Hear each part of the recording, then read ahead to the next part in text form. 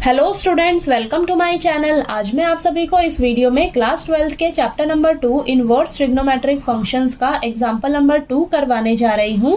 हमें दिया है find the principal value of cot inverse -1/√3। तो हमें ये जो फंक्शन दिया है इसकी हमें क्या निकालनी है, प्रिंसिपल वैल्यू निकाल कर बतानी है। ठीक है, तो हम क्या करेंगे, सबसे पहले फर्स्ट स्टेप में ये जो हमें फंक्शन दिया है इसे हम किसी भी वेरिएबल के इक्वल लेट कर लेंगे। ठीक है, तो चलिए लिखिए यहाँ पर फर्स्ट स्टेप में let cot inverse -1/√3 is equal to y। ठीक है, y के इक्वल लेट कर लिया आपने। ठीक है, अब अगर आपको ना अंदर माइनस का साइन दिखे तो आपने बहुत ध्यान से करना है इसे। अब माइनस का साइन दिख रहा है और बाहर कॉस वाली फैमिली से है। ठीक है, कॉस वाली फैमिली है आपके पास, तो हमारे पास क्या फॉर्मूला हो जाता है, ये देखिए कॉट इनवर्स -x किसके इक्वल होता है, pi minus cot inverse x के। ठीक है, तो यहां पर आप लिख लीजिए साइड में ये फॉर्मूला, कॉट इनवर्स -x किसके इक्वल होता है, pi minus cot inverse x। अब इस फॉर्मूले को हम यहाँ पर अप्लाई कर लेंगे। ठीक है, तो यहाँ पर देखिए कॉट इनवर्स माइनस में है ना ये अंदर, तो हम इसको क्या लिख सकते हैं इसकी जगह, pi minus cot inverse 1/√3 is equal to y।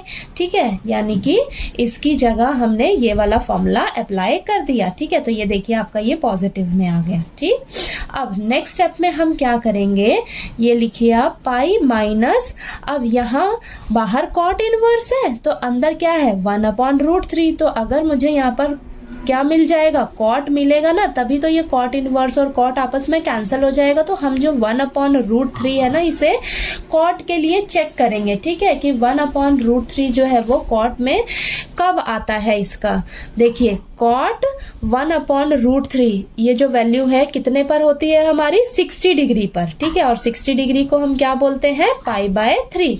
ठीक है, तो यहाँ पर हम लिख लेंगे कॉट इनवर्स 1/√3 कितने पर होती है हमारी, कॉट π/3 पर, यानी कि कॉट π/3 की वैल्यू हमारे पास क्या होती है 1/√3।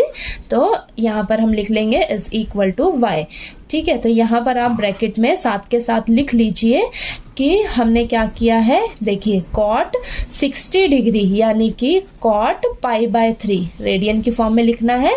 ठीक है, तो यहाँ पर हमारी क्या वैल्यू होती है कॉट π/3 की 1/√3, इसीलिए मैंने क्या किया है 1/√3 की जगह कॉट π/3 लिखा है। ठीक है, अब नेक्स्ट स्टेप में क्या करेंगे, देखिए आप अब कॉट इनवर्स और कॉट आपस में कैंसल हो जाएंगे। ठीक है, लेकिन कैंसल करने से पहले आपने एक चीज का ध्यान देना है, क्या π/3 का मतलब है 60 डिग्री, क्या 60 डिग्री कॉट इनवर्स की रेंज में लाई करता है। तो कॉट इनवर्स की रेंज क्या होती है आपके पास, कॉट इनवर्स की रेंज होती है हमारे पास 0 से लेकर पाई के बीच में आना चाहिए। ठीक है, 0 और पाई हमें नहीं लेना है, ओपन ब्रैकेट है ना, तो इसके बीच में यानी कि 0 से लेकर 180 डिग्री के बीच में 60 डिग्री लाई करता है, तो ये दोनों आपस में क्या हो जाएंगे, कैंसल हो जाएंगे। तो कैंसल होके हमारे पास क्या बचेगा, pi minus π/3 is equal to y।